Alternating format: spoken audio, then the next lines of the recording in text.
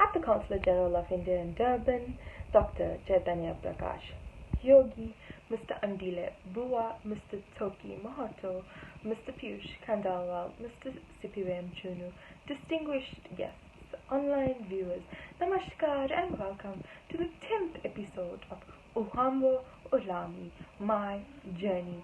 Indeed, today we interact with a very dynamic Mr. Andile Buwa, who is the chairman of the Black African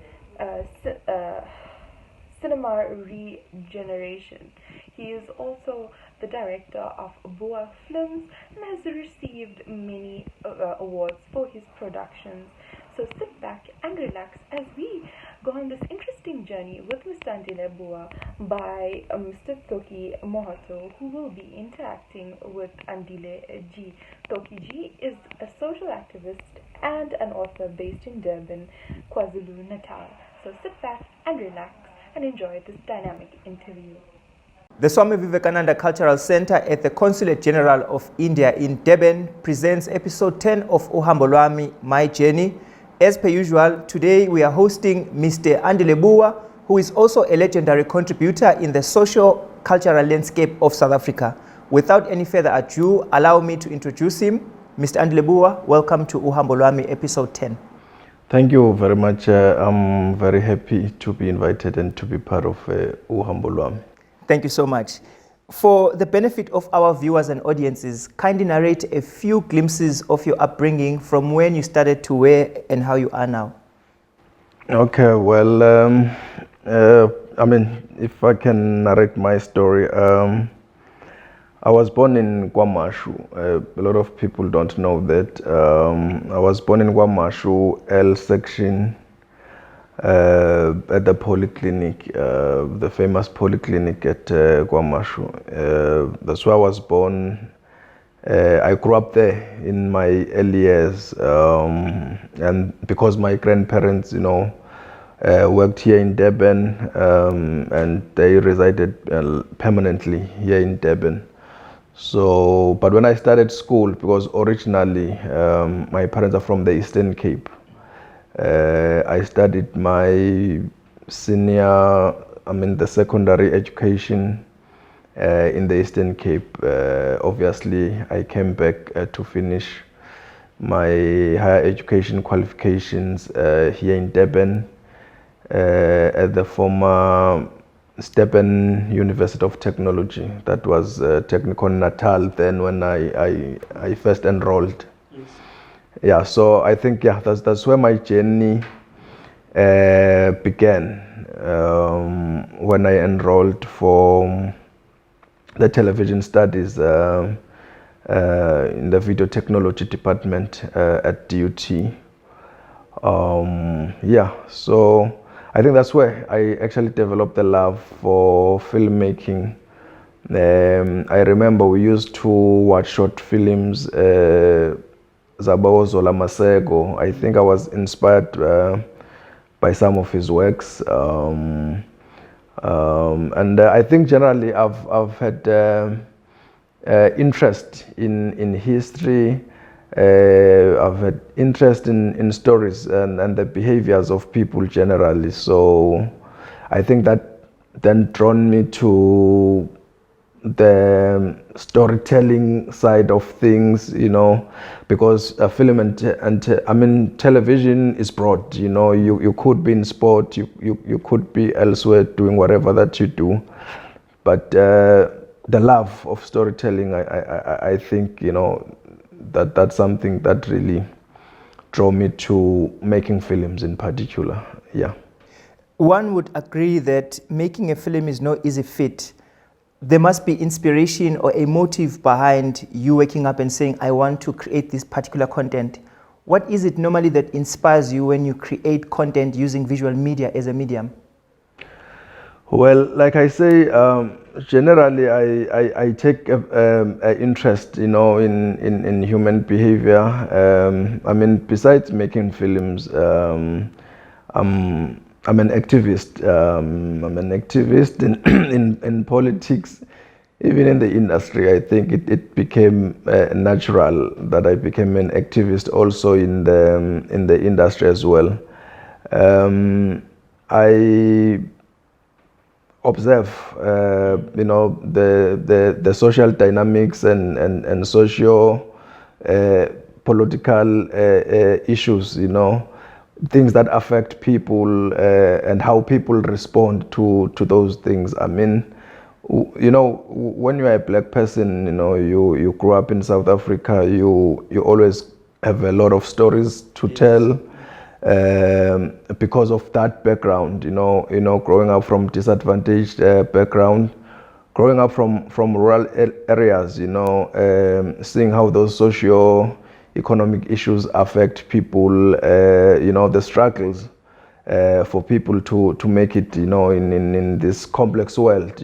I think even myself being part of that poverty, growing in those poor backgrounds, with no resources, no infrastructure.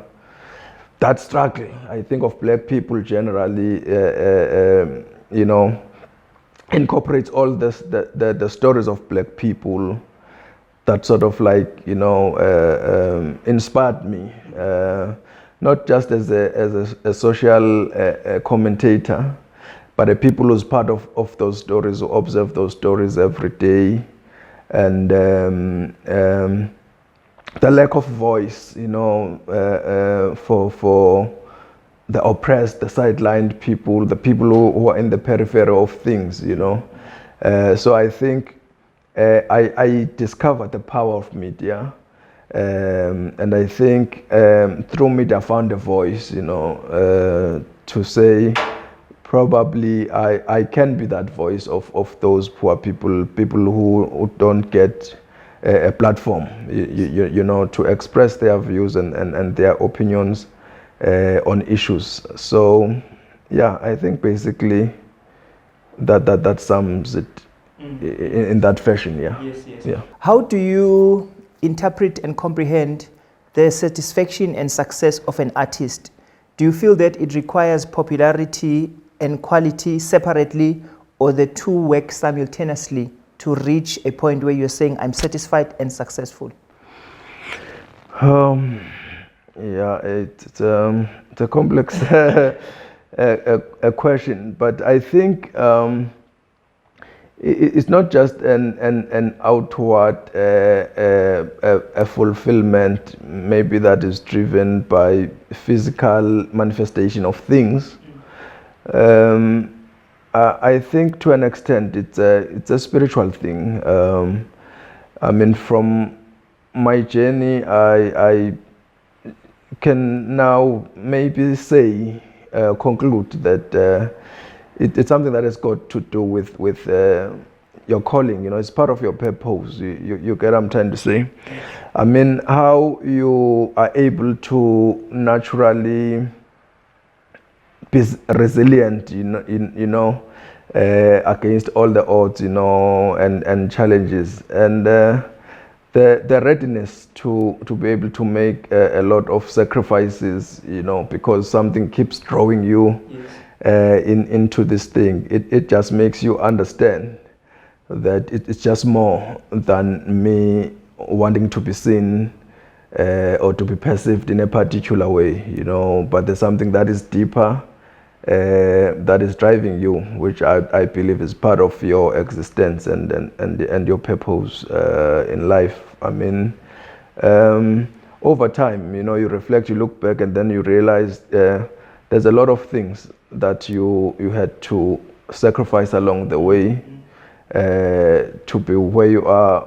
Whether it was worth it or not, you just realize you just couldn't do it the other way. It's just the path that you needed to follow.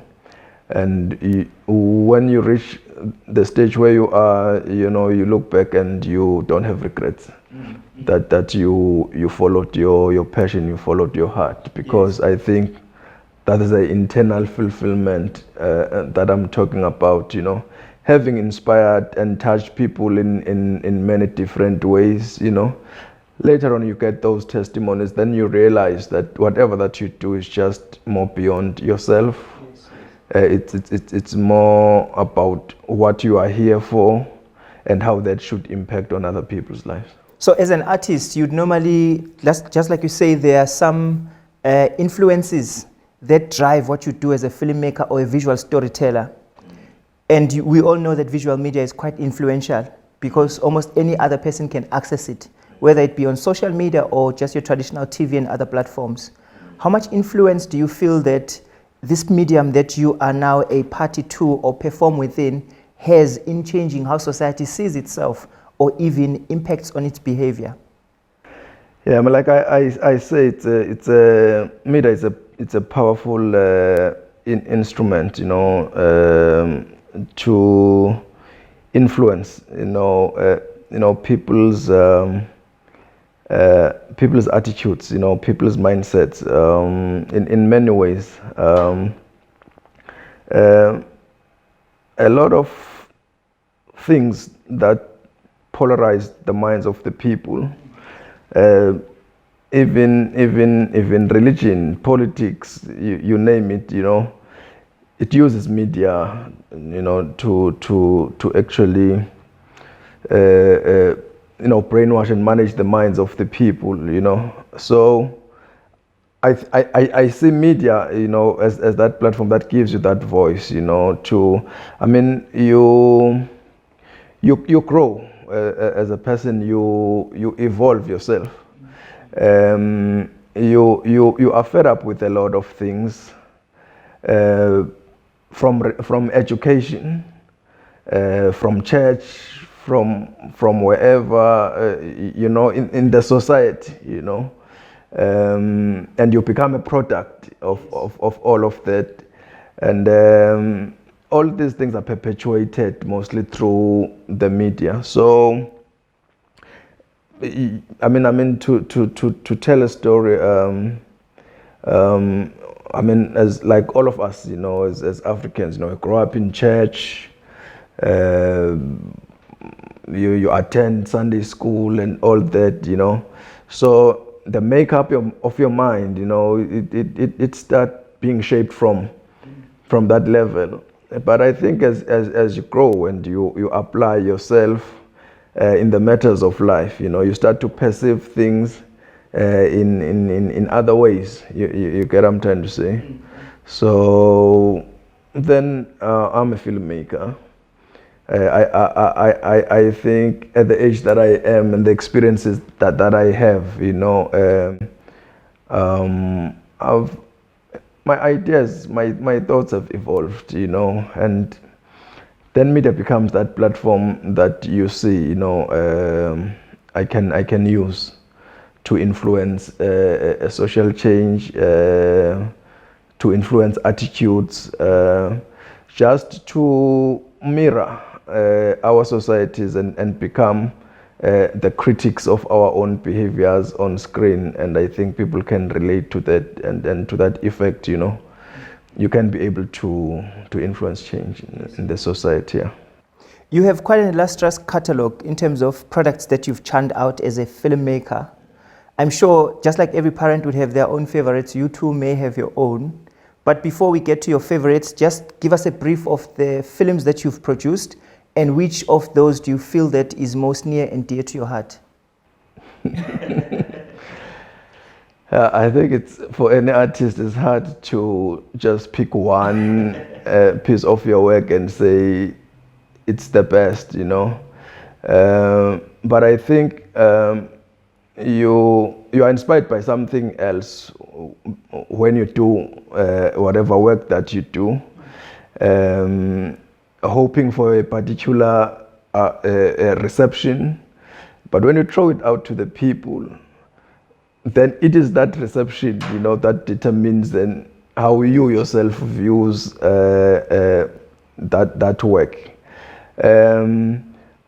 I think in all the stories that I tell, the main themes are about love and deceptions and all the contradictions around that, and I think I found that those are the themes that resonates with the people. I think all the movies that I've made, the for some reason, I don't know, I don't plan it. But it just happened that the main themes there will be love. You know, I've made the puzzle, I've made the voice, I've made Furnace of Love, I've made Family Matters.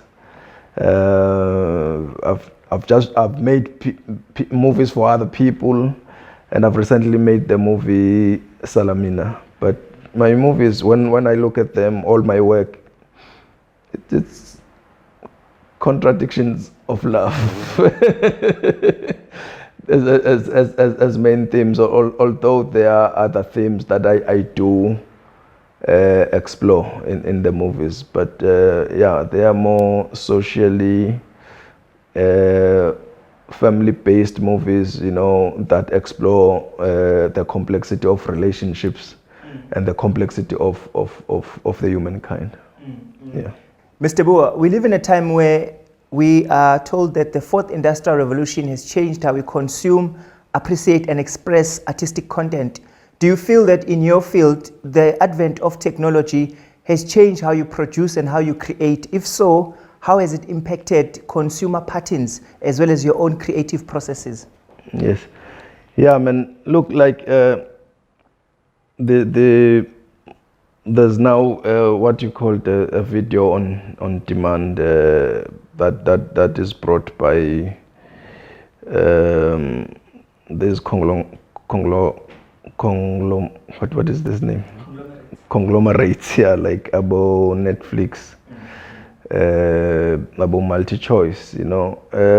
It's digital platforms of consuming films that demand a video to, or a material or a content to be consumed online using data, using bandwidth, satellite transmissions and all of that. And then you look at it, then you realize it's platforms that we can never be able to have control over. Then it means that these people who have monopolized the industries before are still at an advantage of dominating the show, because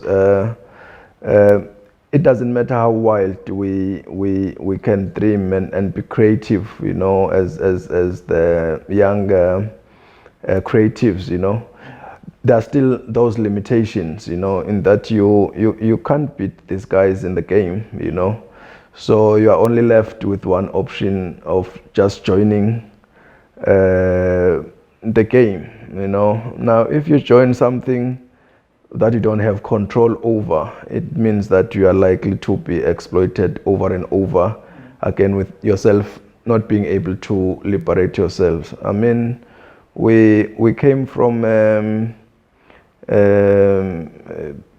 revolutionary activities, VHS, so then we had challenges there, because we didn't have those industry machines of producing a mass production of DVDs and all of that, because they were still owned by those who have got means of productions, Again, we're subjected to those dynamics.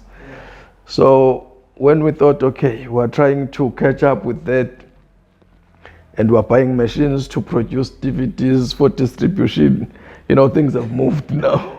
Those machines are stuck now. They are useless. Things are online. You get what I'm trying to say? So I'm saying the game keeps changing. Whether to our advantage or not, I think it's subjective, but I think it comes with a lot of its unique challenges. But what can we say?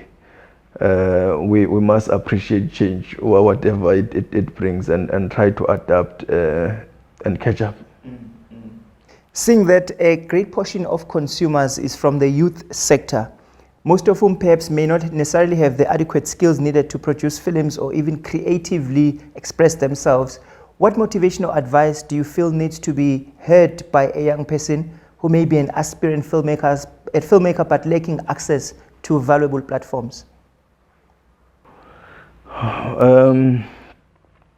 Well, I mean, I always tell guys, I come from the background I'm coming from. It was hard for me to get to where I am.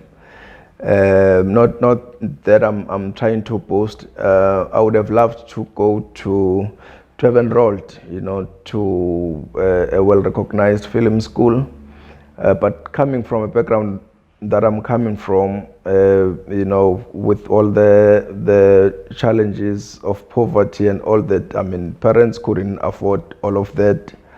And even to get to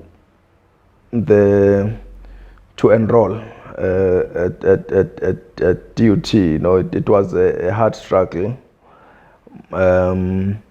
So you realize a difference it would have made. I think about it. I would be far now. If I had all those opportunities at my disposal. But it's two things, man. You are part of those circumstances, and you've got an option of saying, okay, everything is just against me, so I'm just going to sit down and give up, or you just hold the bull by its horn, which I think it's something that I did, inspired by the struggles of the peoples like Abu Mandela and all of that, and I think South African black kids, they need that inspiration. They need those role models. You get what I'm trying to say? To say you need to push forward, against all the odds and never give up. When I graduated on the television film studies, a one way to climb the ladder was maybe having to go to Joburg, find a reputable company, work for that company, and build yourself up, from the scratch, at the mercy of your employers, and it doesn't happen every day. So I don't regret the fact that I decided to, when we had no funding, no support, nothing, I remember in 2007 when I started, because the attitude was that we have the stories, we have the talent, we have the brains, we have the capacity. So whose endorsement or approval are we waiting for? So we just went and shot the first film. Today, I'm respected. I sit amongst well-known producers. I'm a producer in my own right, a self-made producer, an opportunity that I would not have been given by anyone else, but I created that opportunity for myself. So I can say to young people, it's possible. It's a slavery mentality even now,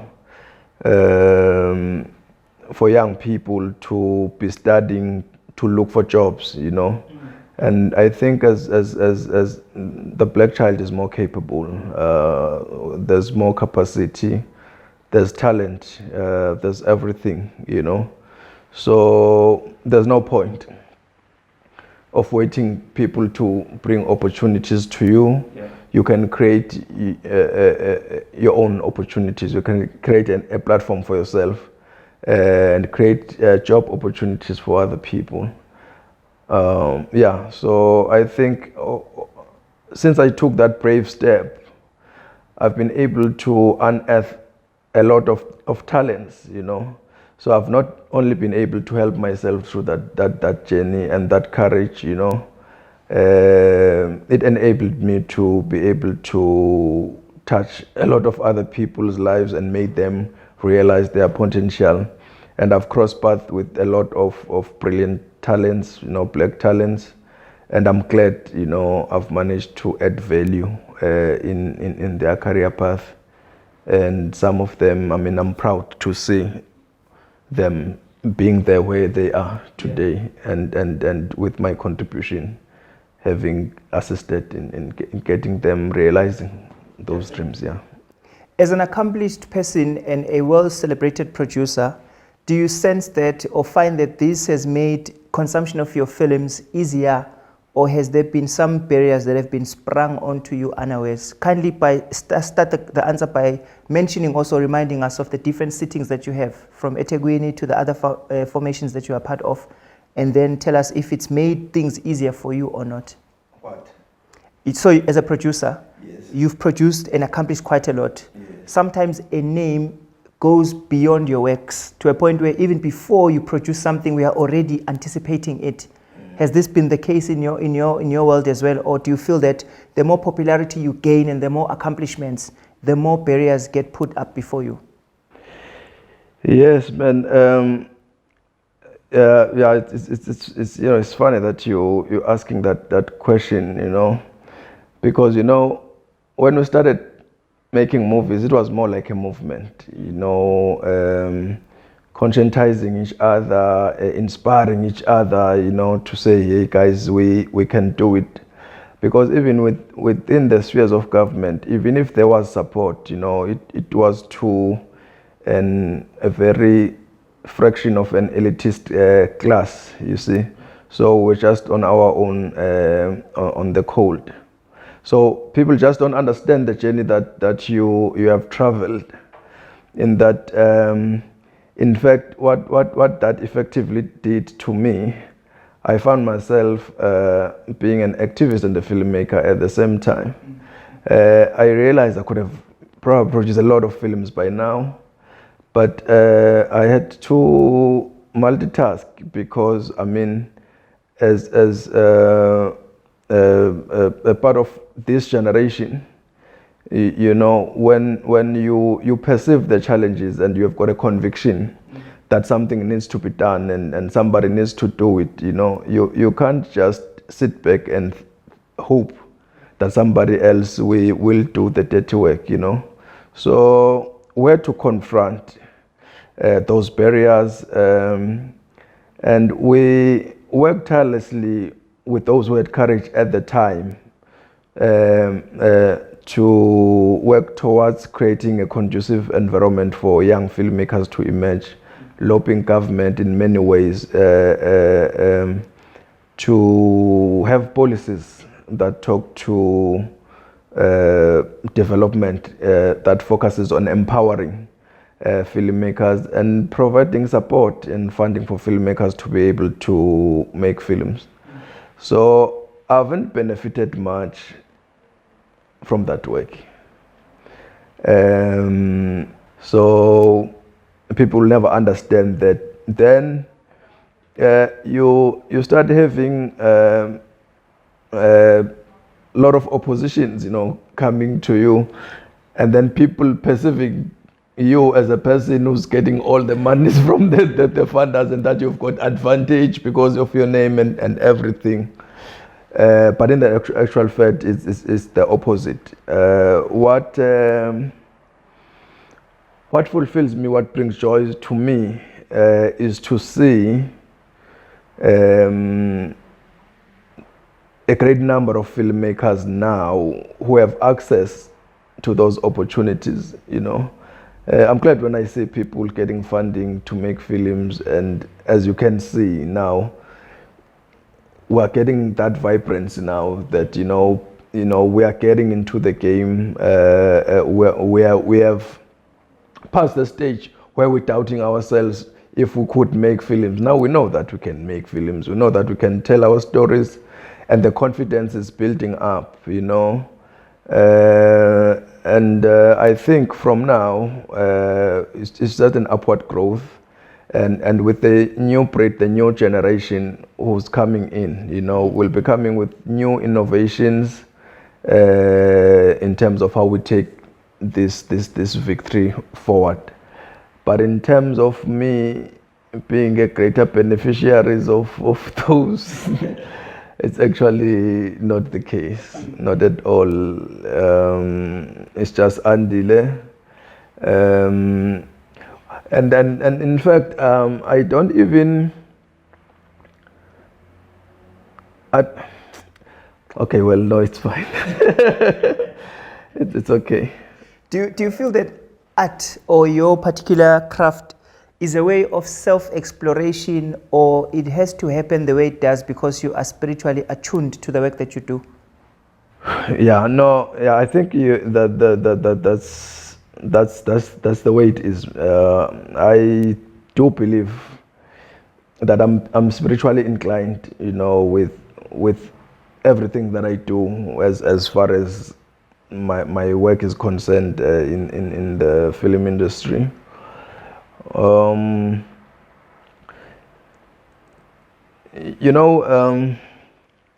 Like I said before, it doesn't become an easy road, to travel.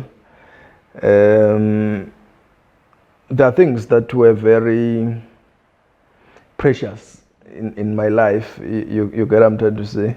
You say sometimes, normally your parents, they take you to school. They think that you are intelligent. You could be a lawyer. You could be something else, And I don't know whether your parents are the people who understand you better because God gives them a responsibility of being your custodians. You get what I'm trying to say?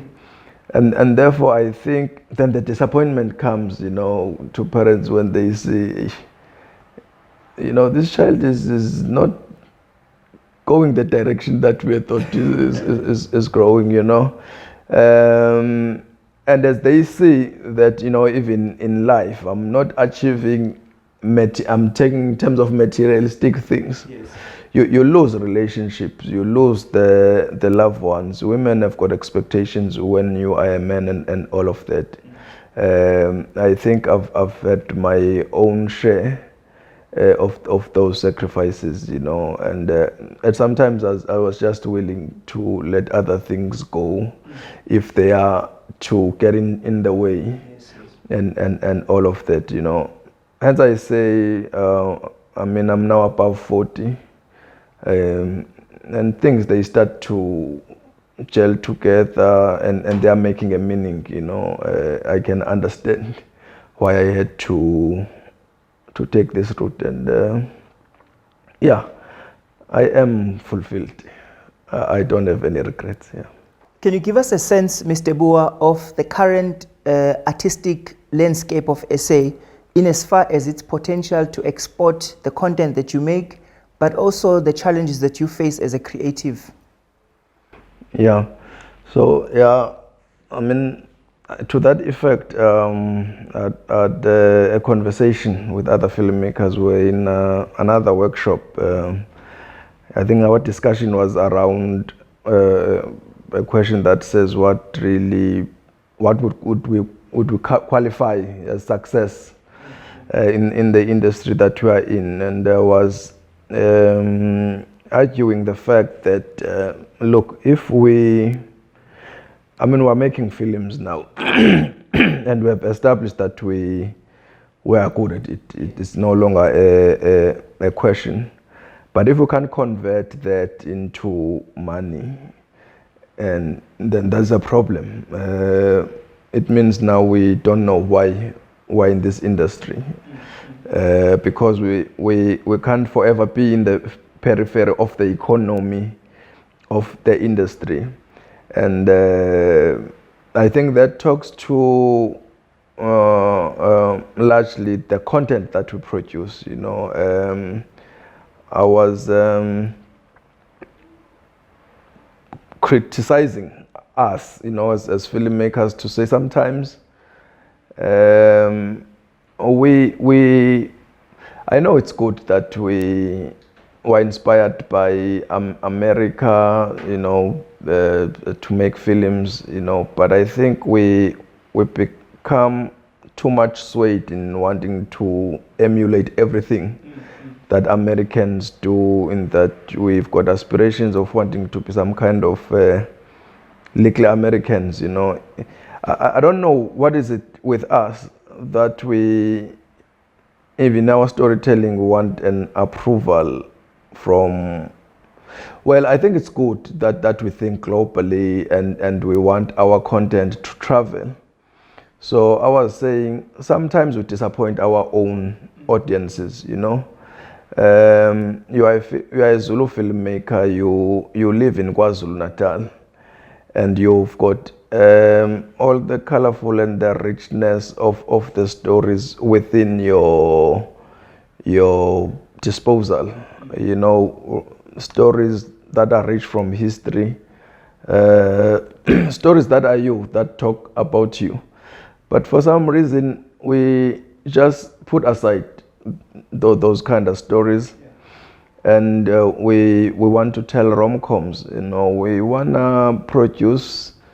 We make films to just excite or please, you know, those platforms in Guma international film festivals and all that. You know, want recognition there.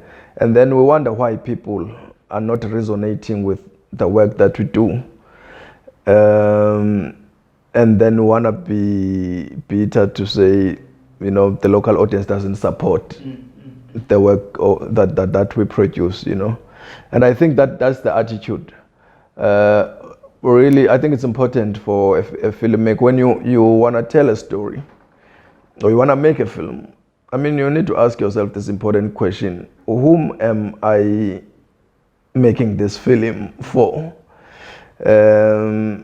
I think as much as I can have an ambition of having my work traveling abroad, I think it would be a disservice to myself and my audiences to make a film that does not resonate with them, but will resonate. I hope that film will resonate, the content will resonate with the international markets, you know. I think that has been an unfortunate thing. I think with the opportunity that we have now to tell stories, I think we need to grab that opportunity with both hands.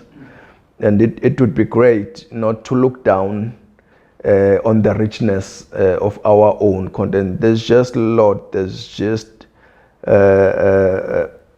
great stories, a lot of great stories that are untold. You know, we haven't begun to tap into that. And I think those stories can really, you know, make the world go round. You know, it's just a matter of us, you know, making that decision and being decisive in that. Yeah, it's about time that we tell our own great stories. Yeah. Thank you so much. There you have it, viewers. I was in conversation with Mr. Andile Buwa, the chairperson, of eThekwini Filmmakers Association. To stay tuned and listen to more content like this, please visit our page on Facebook. It's called ICCR/Durban. And this has been Toki Mohoto hosting Mr. Andile Buwa on Uhambo Lwami My Journey, episode 10. Thank you for watching. Thank you so much, Andile ji and Toki ji, for that amazing interaction. We got to learn so much about you. Thank you, sir, for taking time out of your busy schedule and joining us and sharing your journey with us. With that, we've come to the close of episode 10 of Uhambo Lwami My Journey. Please allow me to welcome Mr. Sipiwe Mchunu from the Swami Vivekananda Cultural Center at the Consulate General of India in Durban to render this evening's vote of thanks. Namaskar and greetings to all of you. On behalf of Swami Vivekananda Cultural Center at the Consulate General of India in Durban, I am delighted today to deliver a vote of thanks on our 10th episode of the program Uhambo Lwami My Journey. Allow me to thank our online guest, Mr. Toki Mohoto, a social activist, and Mr. Andile Buwa, who is a chairman of Black African Cinema Regeneration. You know, when I was listening to the journey of umfowethu Andile. It's a very interesting journey. So Baba Buwa, thank you. We learned a lot from your journey. So it was very interesting. So umfowethu Buwena, thank you very much. To Toki Mohoto G, as always, thank you for conducting such a wonderful interactions this evening. To Director of the Swami Vivekananda Cultural Center, Dr.